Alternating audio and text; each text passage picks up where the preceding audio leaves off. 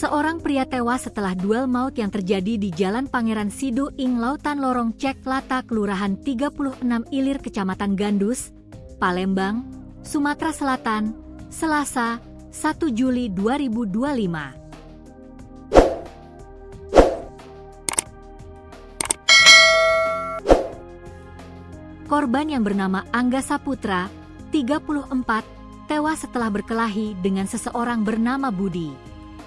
Tubuh Angga pun sampai terkapar di selokan tumpukan sampah di dekat rumah warga.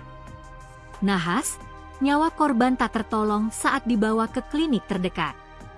Seorang warga sekitar yang enggan disebut namanya menuturkan, aksi perkelahian tersebut terjadi pada waktu maghrib. Kami masih salat maghrib, di sini lagi sepi tidak ada orang.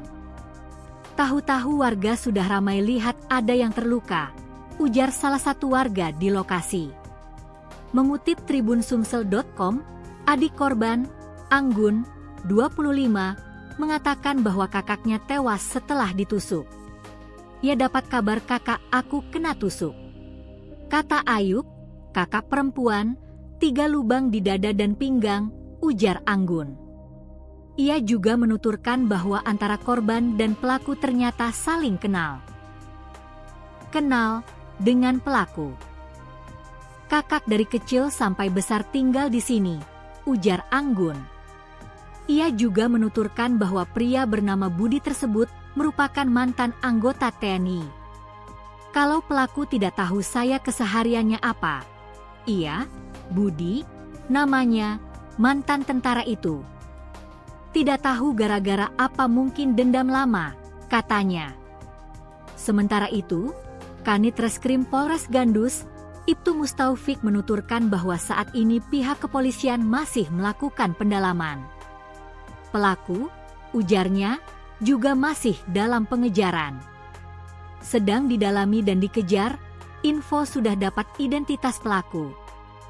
Korban sekarang di Rumah Sakit Bayangkara, katanya.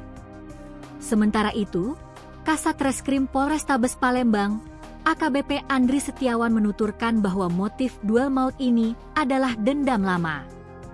Korban meninggal dunia setelah duel dengan BD, lantaran motif dendam lama, ujarnya, dikutip dari Tribun Sumsel, Rabu, 2 Juli 2025. Terkait identitas pelaku apakah benar pecatan TNI atau tidak, pihaknya masih melakukan penyelidikan.